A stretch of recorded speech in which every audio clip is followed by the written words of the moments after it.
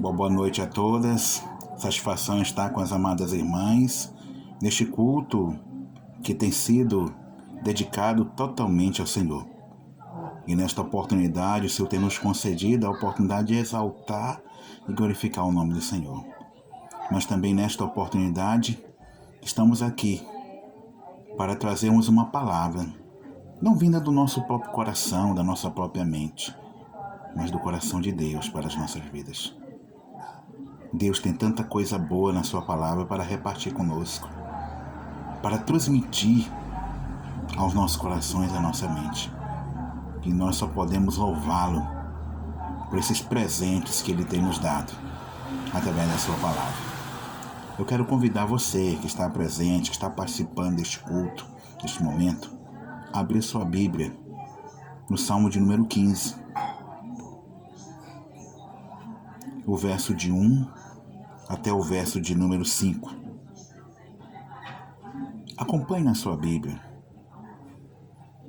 Salmo de número 15, verso de 1 a 5, que nos diz o seguinte: Senhor, quem pode ter acesso a teu santuário? Quem pode permanecer em teu santo monte? Quem leva uma vida íntegra e pratica a justiça. Quem de coração fala a verdade. Que não difama os outros. Não prejudica o próximo. Nem fala mal dos amigos. Quem despreza os que têm conduta reprovável. E honra os que temem o Senhor. E cumpre suas promessas mesmo quando é prejudicado. Quem empresta dinheiro sem visar lucro. E não aceita suborno para mentir sobre o inocente. Quem age assim jamais será abalado. Oremos. Senhor, muito obrigado. Obrigado pela tua poderosa palavra que foi lida. Sabemos que o teu Espírito é aquele que nos ensina. Que neste momento tu possas nos ensinar a tua poderosa palavra, em o nome de Jesus. Amém. Minhas amadas, meus irmãos, o texto começa com duas perguntas. A primeira pergunta é: Senhor, quem pode ter acesso a teu santuário? A segunda pergunta é: quem pode permanecer em teu santo monte? Por que há essa indagação da parte de Davi? Porque Davi entendia qual era a vontade de Deus e que estar na presença de Deus não é de qualquer maneira. Se apresentar diante de Deus não é de qualquer forma. Jesus afirmou à mulher samaritana que aqueles que adoram a Deus devem adorar em espírito e em verdade. A nossa adoração, ela tem sido sincera? Quando nós nos apresentamos diante de Deus, há sinceridade no nosso coração?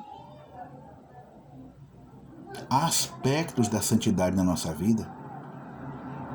Porque quando a gente fala de santidade, nós estamos falando de vasos que foram separados para a honra e a glória e propriedade exclusiva de Deus.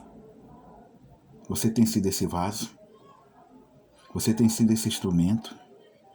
Você tem sido esta vida separada totalmente para Deus? Como tem sido a sua aproximação de Deus? Tem sido com fé? A palavra de Deus nos diz, em Hebreus, capítulo 11, e o versículo 6, que diz que sem fé é impossível agradar a Deus. Porque aquele que se aproxima de Deus deve crer que Ele existe e que é galardoador dos que o buscam. Ele recompensa aqueles que o buscam. Mas para me aproximar, eu preciso crer que Ele existe. E quando nós cremos que Ele existe, nosso comportamento muda. Você vai observar no decurso do texto, no decorrer do texto, você vai perceber algumas atitudes. E que atitudes são essas? Atitudes que justamente aquele que tem Deus na sua vida desfruta. Tem. A Bíblia nos diz que a presença real do Espírito Santo na vida do crente é uma vida frutífera, que produz frutos, que a qual estão bem mencionados na lista do apóstolo Paulo em Gálatas capítulo 5, o verso 22 e 23, quando fala dos frutos do Espírito. E o que seriam esses frutos do Espírito? Nada mais é do que uma vida nova em Cristo Jesus. Nada mais é do que frutos dignos de arrependimento, que representa uma nova vida, porque aquele que está em Cristo é uma nova criatura. As coisas antigas já passaram, tudo se fez novo. Nós jamais seremos os mesmos, porque à medida que nós vamos tendo intimidade com Deus, na oração e na palavra, nós vamos entendendo qual é a vontade de Deus. E à medida que nós vamos descobrindo qual é a vontade de Deus, há mudanças na nossa vida. E aí, meus amados, tudo muda. Nossa história já não é mais a mesma, porque a história de um adorador é diferenciada, porque nós sabemos como nos aproximar de Deus e sabemos que nós não podemos nos apresentar de mãos vazias, com vidas vazias, com mentes vazias. Precisamos estar cheios de Deus para podermos nos aproximar de Deus. E o texto vai falar desse comportamento, quando o texto diz: quem leva uma vida íntegra e pratica a justiça, quem de coração fala a verdade, que não difama os outros, não prejudica o próximo, nem fala mal dos amigos, quem despreza os que têm conduta reprovável e honra os que temem o Senhor, e cumpre suas promessas mesmo quando é prejudicado, quem empresta dinheiro sem visar lucro e não aceita suborno para mentir sobre o inocente. Quem age assim jamais será abalado. O texto encerra dizendo que aquele que procede dessa maneira jamais será abalado. Por que ele não vai ser abalado? Porque diante de um comportamento como esse, isso já denota o quê? Que há aqui um ser, um homem ou uma mulher, que passou pelo novo nascimento, que está vivendo uma nova vida, que está vivendo uma novidade de vida, que procede agora em novidade de vida. Então esse tem plena confiança no Senhor, sua vida está alicerçada no Senhor. O Salmo 1, ele vai dizer isso. Quero que você acompanhe na sua Bíblia. O texto diz lá: bem-aventurado é aquele que não anda no conselho dos ímpios, nem se detém no caminho dos pecadores, nem se assenta na roda dos escarnecedores. Antes o seu prazer está na lei do Senhor, e na sua lei medita de dia e de noite.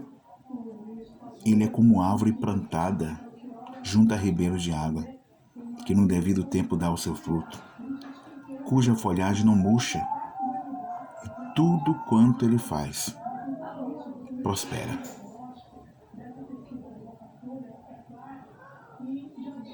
E o seu prazer está na lei do Senhor. Sua vida está solidificada naquilo que Deus está transmitindo a essa pessoa. Sua vida está alicerçada na palavra.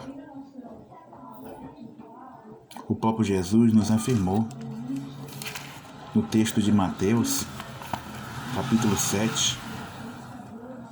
Eu gostaria de compartilhar com vocês, minhas irmãs, meus irmãos. Mateus capítulo 7, a partir do versículo 24, que diz assim: quem ouve minhas palavras e as pratica é tão sábio como a pessoa que constrói sua casa sobre uma rocha firme.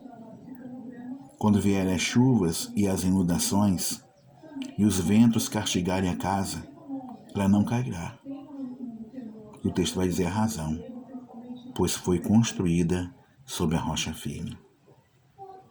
O quão é importante termos a nossa base espiritual, termos a nossa raiz fixada a algo concreto, a algo que nos dá uma base forte para enfrentarmos os intempéries da vida. É notório que provações vamos passar. É notório que tentações nós vamos passar. Mas nós estamos firmados na rocha. E quem está firmado na rocha pode se apresentar de maneira ousada na presença do Senhor. O que quer dizer isso? Tem plena liberdade. Porque nós sabemos como nos apresentar diante de Deus. Porque a palavra de Deus já nos ensinou. Por isso que é importante, temos sido desafiados esses anos, e que o nosso querido pastor Rivaldo, está à frente de nossa igreja, nos desafiando a ler a Bíblia para entendermos qual é a vontade de Deus. Você tem entendido qual é a vontade de Deus na sua vida? É que você esteja firmado em um solo firme, na rocha, sob fundamentos firmes, que você esteja olhando para o alvo e não seguindo para algo que você deixou lá atrás. Porque você está construindo a sua casa, a sua vida. Quando fala de casa, está falando de sua vida, sob firmes fundamentos. E como diz a frase, que é muito utilizada pela nossa denominação, a ICEB, Jesus Cristo, o nosso fundamento, sobre o qual não deve ser posto outro fundamento, porque outro fundamento é anátema, como diz o apóstolo Paulo em Gálatas. Nós estamos firmados no Senhor, e dele nós não podemos abrir mão. Pelo contrário, temos que abraçar esta fé. Temos que estar firmes, pois os que confiam no Senhor são como um monte de Sião, que não se abala, mas firme permanece para sempre. Salmo 125, verso 1. Só tem um jeito de eu estar firme e não ser abalado. Estar firmado na palavra. Ser uma árvore que está plantada junto ao ribeiro de águas. Esse ribeiro de águas nada mais é do que a presença de Deus na minha vida através do seu Espírito. Eu quero novamente perguntar a você: como está a sua fé? Onde você tem construído a sua casa? Qual a visão que você tem agora?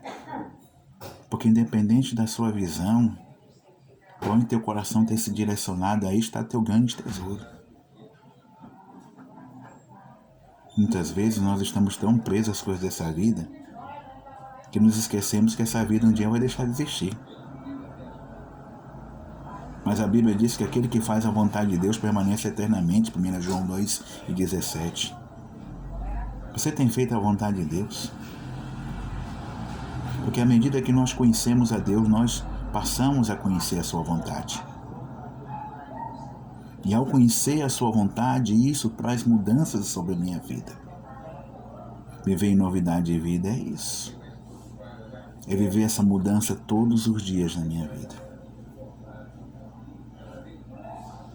Que você possa viver essa mudança.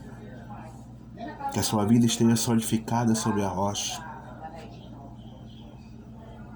Pois permanecer no templo, permanecer no santo monte de Deus, é necessário ter disposição para uma nova vida nele. Só assim nós poderemos nos aproximar de Deus. Não de mãos vazias, mas para apresentar um louvor e uma adoração que se manifesta em espírito e em verdade. Que Deus abençoe as irmãs e todos os irmãos. Oremos. Senhor, muito obrigado pela Tua poderosa palavra, que veio ao nosso coração, nesse momento de reflexão. Que Tu esteja abençoando cada vida. Que essa semente que foi transmitida através da Tua palavra possa permanecer firme em nossos corações. Que a cada dia possamos vivenciar a Tua glória, a glória de sermos um coração, uma mente segundo a tua vontade. É o que eu te peço e te agradeço em nome de Jesus. Quero aqui agradecer a oportunidade, ao convite, em o nome de Jesus.